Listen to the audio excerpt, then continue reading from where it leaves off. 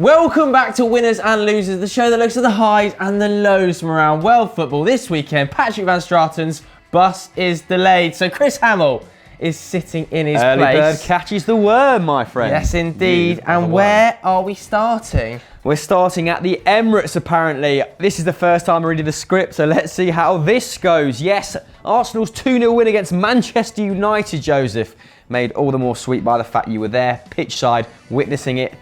Haha. Means that, conversely, they've secured Champions League football for Tottenham.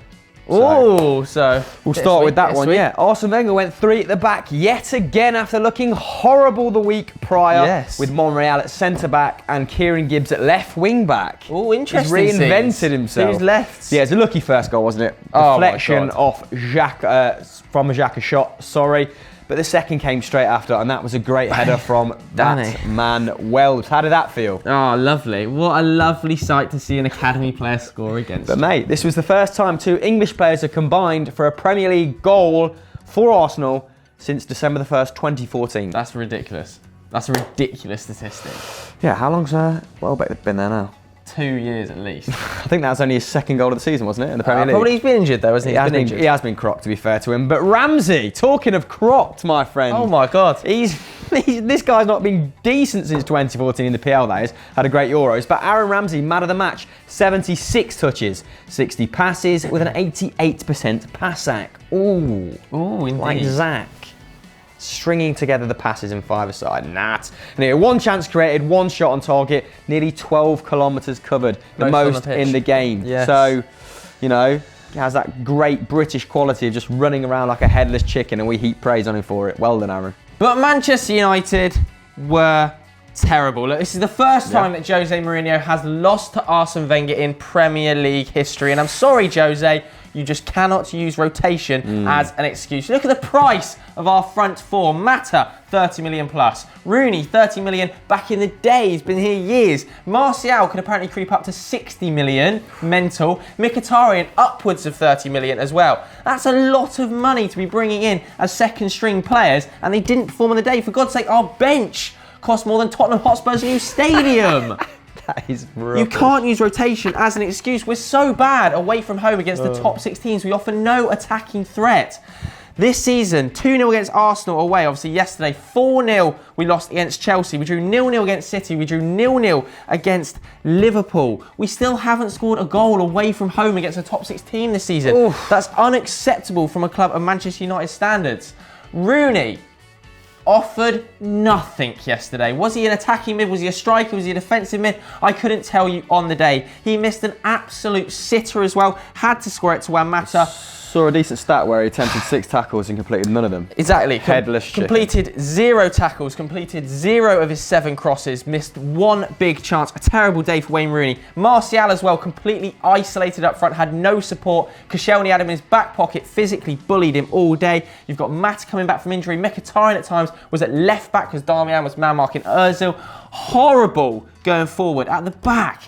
Phil Jones, looks like he'd never seen a football before, let alone kicked one. Chris Smalling, oh my goodness gracious me, the less said about that, the better. And then Axel Tuanzebe, our only shining light on the day. Thank God we had him in the team, as it could have been even uglier.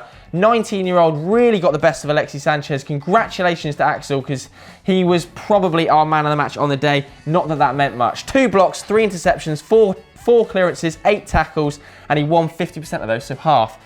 A good day against a really, really good player in Alexis Sanchez. So congratulations to Axel, but for fuck's sake, United, we were terrible. And if we don't win the Europa, it's been a disaster of a season.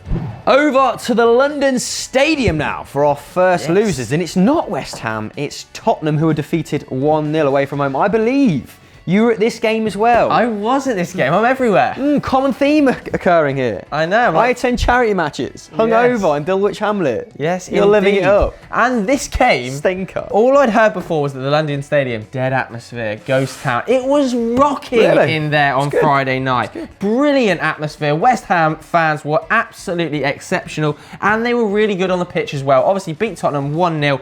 Despite the fact Spurs dominated possession, had about 70%, but West Ham bettered them on shots, had 13. Both teams had 5 on target. Tottenham going into this game, 9 matches unbeaten. They're on a 9-game winning streak, in fact. But West Ham really dug in. Fantastic performance. Mark Noble, particularly good in the middle of the pitch, kept Dele Alli really, really quiet, although few Tottenham players had serious off days. Christian Eriksen was shot to bits in this game. Very, very poor. Dele couldn't get on the ball at all, partly due to the fact that Mark Noble basically marked him off it. But you have to say for Tottenham Hotspur, they have not bottled this league title. Everybody is going, they bottled it. They're the only team that's at least challenged Chelsea deep. If it wasn't for Tottenham Hotspur, Chelsea would have won it mid-April. Mate, I only watched the highlights, but the wee man, he's impressed me in this game, and he's impressed me all season. Lanzini, he scored West Ham's goal in the 65th minute. That's his 8th goal this season. He's so small. He now has 3 Premier League, absolutely pint-sized, 3 Premier League goals against Spurs. Only against Crystal Palace does he have more. Little stat there. Cheers for that, Zach. Put that in the script. West Ham have now won 3 of their past 4 home games against Spurs. It's rocking. So he's Pochettino's bogey team. Slaven Bilic obviously has one over him there. But Andrea Ayew as well, mate, got the assist this game. He's now been involved in 6 goals in his past 11 Premier League games. What a snippet he was at £30 million. He only scores 3-yard bobblers. And as I said at the beginning of the season, the worst signing of the season. He hasn't quite been there, but he's been bloody close. Very close, mate. But Bilic revealed, was it on Twitter, on the internet? It was somewhere on some form of digital media. That Nemanja Matic has now got to buy him dinner after West Ham beat Tottenham last night. That's cute, isn't it? Cute. I mean, you don't often associate cuteness with, you know, a big Serbian midfielder, but yeah. And over the past 2 seasons, Hull have spent 1 day at the top of the Premier League, Joseph. Now Tottenham down and out, still spent 0. Tottenham have never spent a day at the top of the league. No.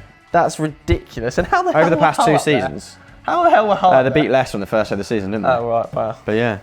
So, guys, looks like Tottenham are going to finish 2nd. Who will finish 3rd and 4th? Let us know in the comments below.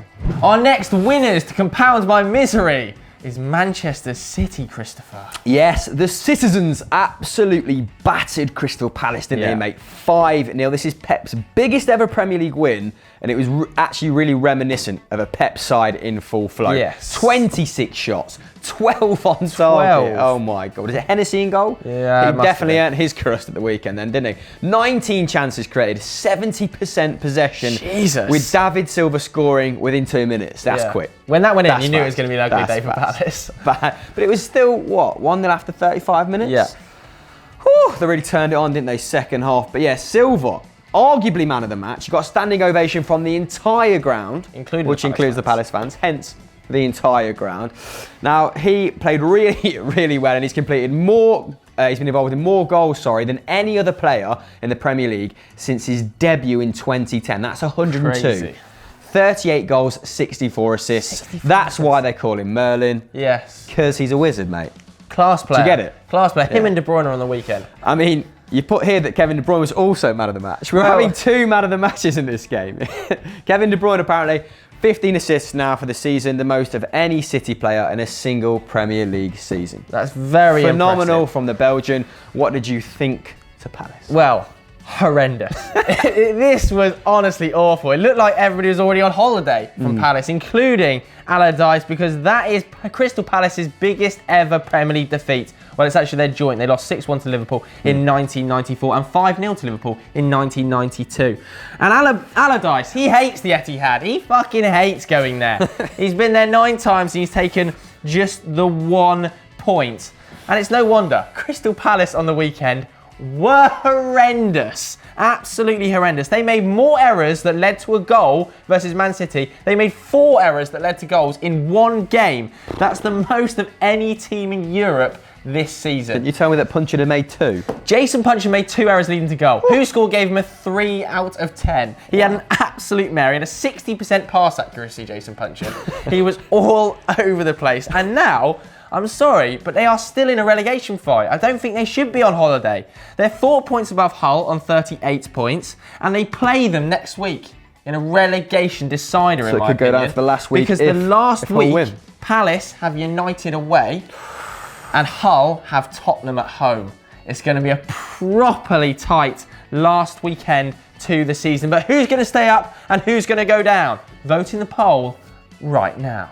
We head up north now, Joseph, to Merseyside, specifically to Anfield, where Liverpool are doing their best to fuck up that last Champions League berth, aren't they? Shocking. They are indeed. In fact, Man United, Arsenal and Liverpool, nobody wants to fuck up. No one wants Nobody wants to finish, probably because Chelsea won the league this season because they weren't playing in Europe. Well, Or they've just been not good Liverpool enough. haven't played in the Champions League this season either, have they? They haven't. Good point, Pathetic. well made. And it showed. Drew 0-0 against Southampton at Anfield. We talk about Man United not killing off teams at home this season. Liverpool have been nearly as bad. Lost to a lot of small teams and then drew against the Saints on the weekend. Dominated possession, look, 65%, 17 shots against 499 accurate passes. James Milner had the most shots in this game. He had 3, but he couldn't get a single one on target. One big moment that you're going to talk about in a little bit, I'm sure. Second 0-0 draw of the season against Southampton. And of course, the Saints knocked them out of the EFL Cup as well. So Jurgen Klopp hates playing against the Saints. In fact, he's never beaten the Saints in the Premier League. Drawn 3 times, lost once. Not good enough from a Liverpool team that are supposedly pushing for Europe. Klopp's win ratio at Liverpool now stands at a monumental 49.4%. All I'm saying is David Moyes had a 52% win ratio at Manchester United. Ooh. So don't shoot the messenger, but not good enough 49% win rate. And after 65 games, Klopp and Brendan Rodgers had exactly the same record. And Klopp's arguably had a better squad. Yeah, I would agree with you. So, you know, come see, come sir. Except he did have Suarez, didn't he? But yeah, the decisive moment in this game was obviously James Milner's 65th penalty, which he missed. Big miss. And this is a guy who's been tucking them away all season. It was a great save by Fraser Forster. That's the first Premier League penalty he's actually saved. And it's the 9th he's faced. Great save as well. Still better than Peter Checker penalties, who turns into Casper the Friendly Ghost whenever he faces a shot from 12 yards. Anyway, Forster was the first opposition goalkeeper. How about this for a crowd-pleasing stat? To save a league penalty at Anfield. Was it in front of the Kop? Don't know.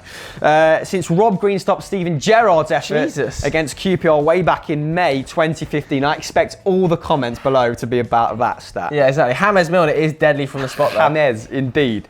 Only Vito Minone, another goalkeeper who no one cares about, only Vito Minone has made more saves at Anfield than Fraser Forster. Forster made 8 on the night. Really good performance. Minone made 13 once upon a time in a game that no one really gives a shit about. Southampton also failed to get a single shot on target in the game. Wow. They didn't have they don't think they had a shot on target in the reverse victory. Absolute stinker. I'm glad I missed that. Was terribly hungover. Was definitely not going to watch it. Oh well, never mind. Terrible result for Liverpool. Decent result for Southampton though. Yeah, not bad. Not bad. For our final winner, we head to Amsterdam and Ajax, Christopher. Yes, we certainly do, Joseph. More familiar territory for me now. Yes. On the continent, and the Eredivisie title race has been blown wide open.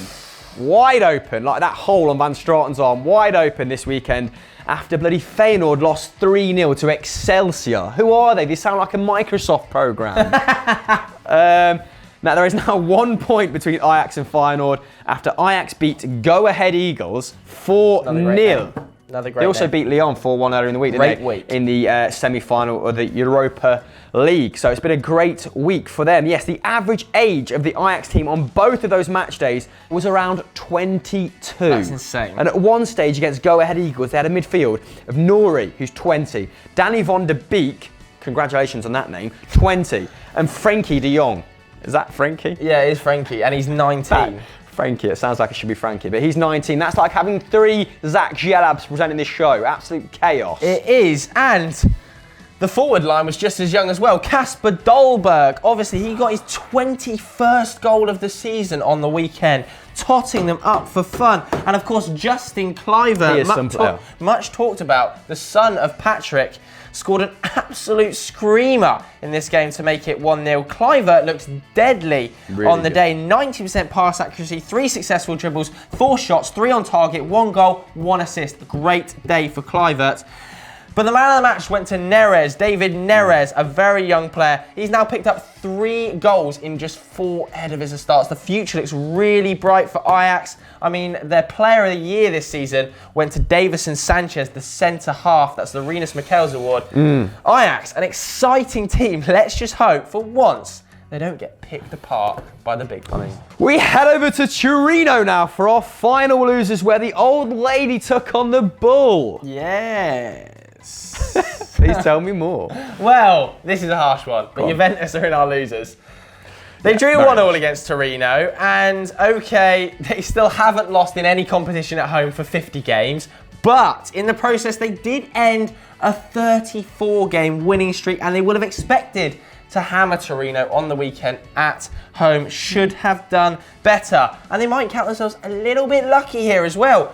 If it wasn't for Gonzalo Higuain's 91st minute equaliser, they would have slipped Love a late goal, don't they? a defeat. They love a late goal. In fact, they love a late goal so much against Torino that in 4 of their last 6 matches, they've scored one in the 90th minute or later. The Bulls bottling it. They are big-time bottlers, not like Tottenham Hotspur. Not like Tottenham Hotspur. And of course, Juventus dominated the game. 62% possession, 22 shots. But who was in goal? Joseph Jaguar Hands Hart. The cat. octopus. The octopus. All of the above. brick wall. Somebody put something past him. He had a horrible season, but in this game, showed up. Anytime he's got the opportunity to fist pump, Hart's having a good day. I mean, they have conceded like the second most goals in Serie A, I think, after someone like Pescara, or the second most shots at least. And he's made a lot of errors this season, but he loves a big game, doesn't he? Similarly against Barcelona, when his back's against the wall, Joe Hart is at his finest. Yes. However, let's talk a bit about Torino for the sakes of balance. Yes. Now, Torino's goal came from a dirty free kick by Lalic. Lalic, is that how I'm saying it? The kid from Manchester United. Yeah, he used to who went to play for us. Fiorentina, and now he's at Torino. Yeah, he's now scored 11 goals and he has 8 assists in the Serie A this season. Very impressive numbers from him. No team has scored more set-piece goals than Torino in Serie A this season. I'm not surprised with free-kick specialists. They do call him like him. They do call him the West Brom of Italy. That's what I have heard. What? What a moniker to garner. Anyway, Torino did have a man sent off shortly after as Aqua, is that a spelling mistake, Zach? Aqua got a second yellow card for his challenge on Mandzukic, though he did get the ball. I've been duly informed. Joe Hart, as we said, had a freaking worldie. 6 saves, including a save from Dybala one-on-one, which Zach assures me was absolutely out of this world. It was fantastic. Anyway, he also stopped Bonucci from 5 yards out. He's a big guy. Probably his best day. He's a big guy. He stopped the whole of Bonucci from 5 yards out. Probably his best day in a Torino shirt, I'll say. He's had some good games in the big matches. I think he played pretty well against Inter Milan as well, if memory serves me correctly. Anyway, yes, but Torino found the net in 3 consecutive Serie A derbies now, away to Juventus for the first time since 1995. So the Bulls are biting back. But yes, with 3 games remaining, Juve are 8 points clear at the top of the table, ahead of second place Napoli and 10 points in front of Roma, who've got a game in hand though. And they look good. Oh my God, did they look good. We were discussing that on Euro Football Daily in about an hour when I talk, we do Euro Roundup. Yeah. So yeah, see you there. They're a smart team. Shout-outs time now then. You guys have been sending your suggestions all weekend on Twitter. If you want to be involved next weekend, hit us up on these 2 handles. The first one comes from Lennon Collins. He says, West Brom and more particularly Rondon are winners, been class this season. Yes, they have. And as everybody knows, they are the Torino of the Premier League. He's finished his joke off. There we go. 2 sides for that. Lennon Collins as well. That's 2 second names. Good names though. Good names. Strong Scottish names. Next winner suggestion from Matt. He says Pompey. They won League 2 on goal difference on the final day, and that was the only time you Pirates. They were the top of the table all season, but they were there when it counted, Matthew. And finally, I'm going to attempt to pronounce this name. I will be wrong. Advait Behide. Good effort. He says right. SC Freiburg, who won 2-0 against Schalke and are now 5th in the Bundesliga and in contention for a Europa League spot. Chris, who have you got on the losers? Well, my friend, Felipe René Peroni, what a lovely name that is. And what a lovely beer. Said Blackburn should have been in our losers, had we bothered to talk about them, as they were relegated from the Championship. The first Premier League champions to now play in League One. Ugly, ugly scenes. Well, conversely, look at Portsmouth, run by the fans, back on track. Exactly. Climbing up the leagues. Blackburn, owned by the Venkis. A disgrace. Great chicken, though. I'd go as far to say that as those chickens live horrible, horrible lives, mate. Horrible. Yes, Jake also thinks Hartlepool should be on a losers section, and I think that our man Jeff Stelling would agree with that, wouldn't you? He would. Roll VT.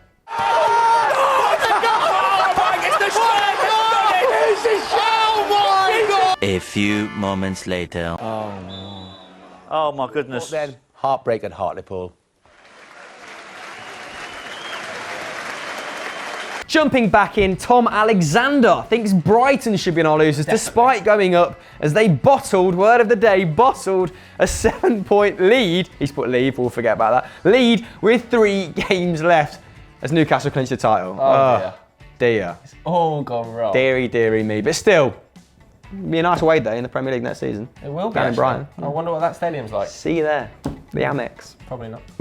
So that's all we've got time for on today's winners and losers. But on Euro Roundup, what will you be talking about, Chris Yes, it goes live an hour later than this. But we will be talking about Real Madrid. We'll be talking about Milan, AC that is, as losers. And plenty more where that came from. Yes, loads of other European big Europe. guns. Clues in the title. Yeah, So yeah. Pretty much. And as ever, thanks for watching. Don't forget to like and subscribe. Bye. Smash that like button. Smash it!